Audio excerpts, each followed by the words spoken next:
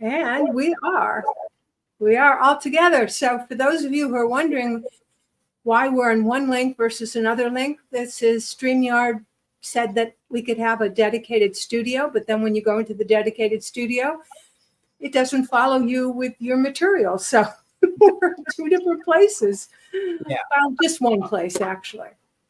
So Hirsch, we're going to be talking about selling styles today. And we kind of touched the surface last week when we were talking about the fact that people may shift or change their style based upon what they perceive to be the other person's, or in general, what people want. And when I say in general, I'm referring right now to that number 8 buyer. The number 8 style is very smart. And this is a person who wants, because they think so much, they think they have the right answers. And the right answers for them are to emulate, to copy the number 2 style. Do you know what I mean? Yeah. So in a way, it gets complicated because they often masquerade as a 2, where that would mean that, a 2 obviously only needs a couple of touch points to make a decision, might be very transactional, and so they're presenting a certain way, but then when push comes to shove, they're going to likely back away. They're going to likely need more time, more information, and that's no way for a 2 to behave. Yes. So again, let's differentiate between the buying style that's a number 2 and the selling style that's a number 2. The buying style that's a number 8 and the selling style that's the number 8. So the selling style that's the number 8 gives a lot of information. They don't want to push people. They back off because they don't like pressure being put on them. So they usually don't ask for the sale.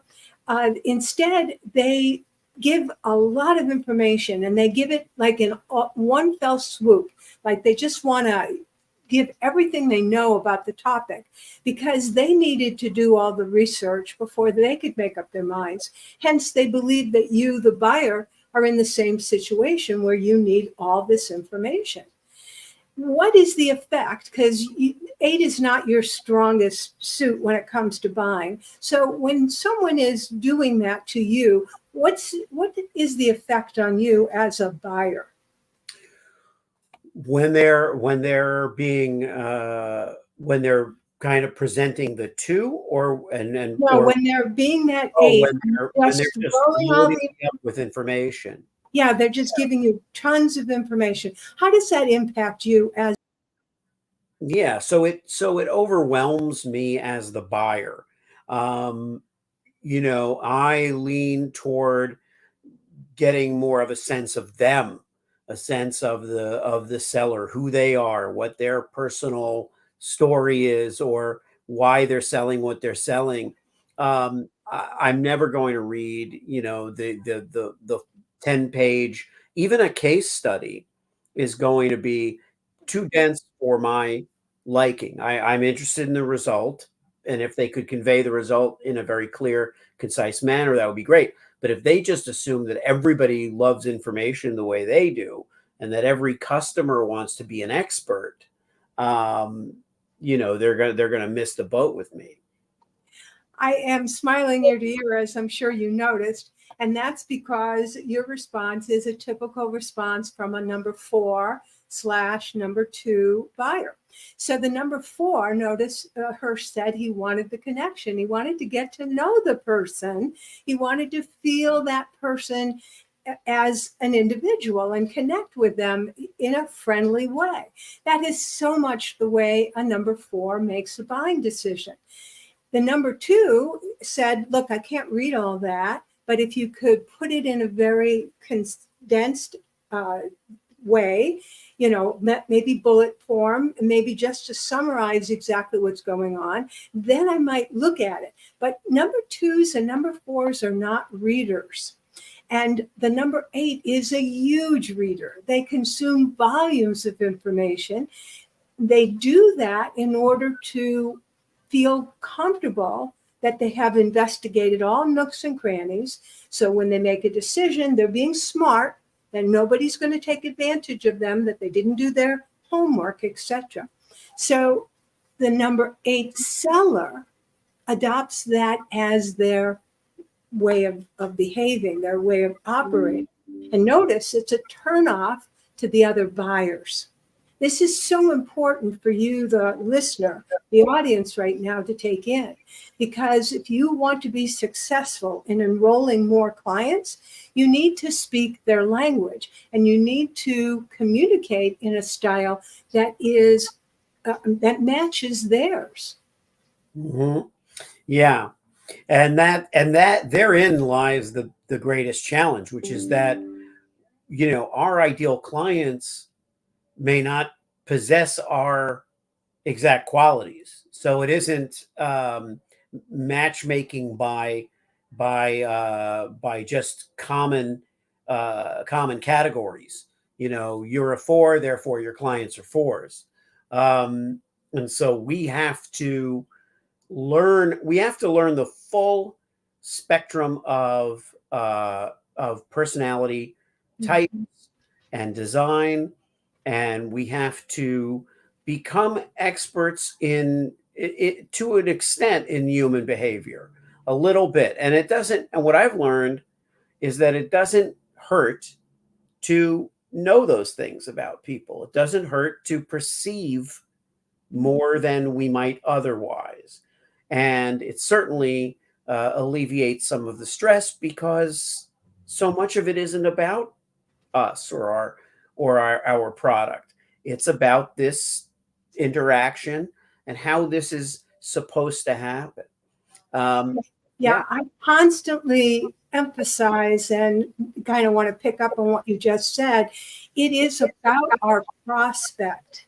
It is not about us. And again, one of the biggest mistakes that we make as entrepreneurs, as people who are unskilled, untrained, perhaps in marketing and sales, is that we're going from our own style and we're projecting that onto the other person. And what works for us, it worked for us, but it isn't going to work for the majority of the people that you are talking with. And as Hirsch just said, they could be good clients for you, but they're just not purchasing or communicating in the same style that you use. Hence, this is why it's important to read style and then make some slight adjustment. You're not changing who you are. You're just changing your language. So for that number 8 seller, Hirsch, who is, just presenting a ton of information, this is a person who needs to be able to read that somebody's eyes have glazed over and that they're not taking in the information, and stop and obviously shift what they're saying so that they stay in rapport with their prospect. Yeah. I think that the rapport and the speed at which it either accelerates or slows down or connects and ultimately results in a sale is the game. We've been talking about this now for a few weeks, that the numbers game is not what it is. It's the personality number game. And it's really fun, I think, once you get through your mind that, everybody's different. Everybody has different numbers going on, different things going on. And what I'm perceiving in my own correspondence with people, my own engagement, is that they light up when you understand them. And for a long time, people would say, your promotional materials, your personal brand has to be about the customer. And the quandary I would face as a personal branding expert would be, well, you need to share information about yourself either way. It can't possibly just be blank. And what I'm realizing is it can be about the customer and still be sharing a ton of information, sharing whatever they need, because it's about their personality, what they need, what they're looking for. And it's different. I did have a question for you, Nancy, about, the defense mechanisms, let's call it, in the number 8 and the number 6 in particular. Sometimes they hold back or resist or stall because that's their habit. It may not be the best thing for them. As you suggested, and remember, the numbers refer to how many contacts someone takes normally on average to make a decision, any kind of decision. And so the slower people are the number 6s and 8s because of the fact that they're going to take 6, 7, 8 or more contacts before they can move forward. It doesn't mean they'll always say yes, but they need a certain amount of time of contacts. It's not time, it's really contacts to give them a solid foundation before they go forward. And so when they observe that the number 2 is very fast, that's their style, ask for the sale on the first time, continue to ask for the sale. But interestingly enough, the number 2, if they don't get a yes, they often back away and just throw up their hands and go on to the next person, because they tend to play sales as a numbers game, meaning let's just put lots of possibilities and I'll just keep talking until I find the one who says yes. Yeah. A lot of energy. I don't think that's working smarter. I think that's working harder. But number 2s love the chase. They love the hunt. They want to win. They're highly competitive. And so for them, this is a style that they've adopted. And the other folks look at this and they say, ooh, this person is getting sales. I should copy their style. And so there is a very strong transactional mindset among people who sell. Now, not everybody, although obviously, Hirsch, you and I don't share it. I'm actually very much turned off by a transactional style. Right. However, it for whatever reason in our society, certainly among digital marketing folks, it seems to be the norm. Would you agree? I couldn't agree more. And in fact, I am always happy to admit that I had an aversion to sales as a concept.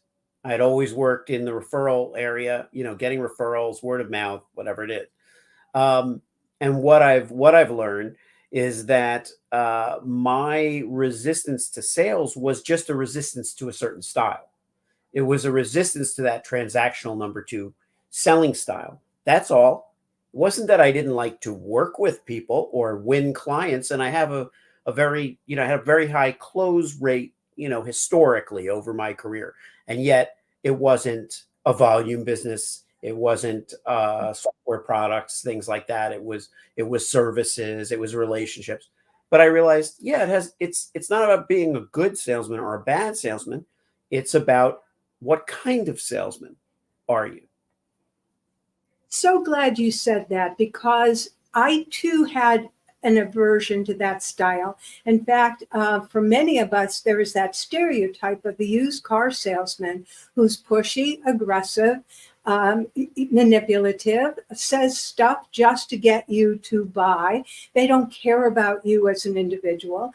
And when I found myself in a sales situation for the first time, consciously knowing I'm selling in order to make a living, that was the picture I saw of what selling was about. And I was like, no, I don't want that at all.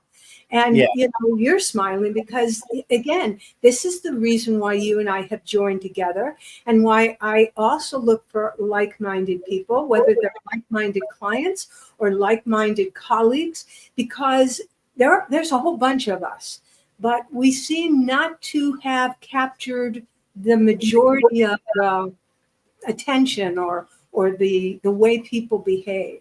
And so it looks like the norm continues to be this transactional approach. But I promise you, audience, it's a turnoff. And when you can genuinely build relationships with people it does take longer, but it also lasts longer, because that number two who makes a quick sale also loses it, because people go back and then, no show, rejected, turn it back or whatever. And so it doesn't stick.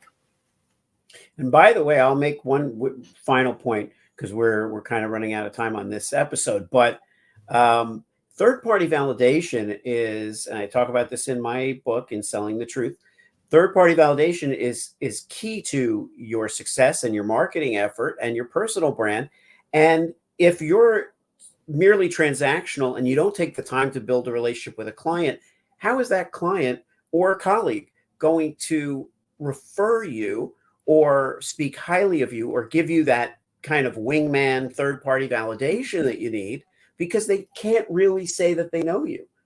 And they'll end up saying something like, well, so far so good, or my experience has been fine. He promised this, she promised that, seemed to get it, deliver it, and or say something like, I've never made so much money. Well, that's great, but it's also not necessarily what every person is looking for. So the idea of, oh man, I really enjoy working with that person is a wonderful third-party validation. And I think that only comes from people actually having literally a wonderful experience with you. Well said. Well, we do need to end here, and I just want to comment, third-party validation is very typical of number 6 buyers. So maybe we'll pick up that thread next week. So in the meantime, we're going to bid you adieu for today. I'm Dr. Nancy Zara. I'm the Sales Whisperer. And I'm Hirsch Rephun. I'm the Message Therapist. To your sales success.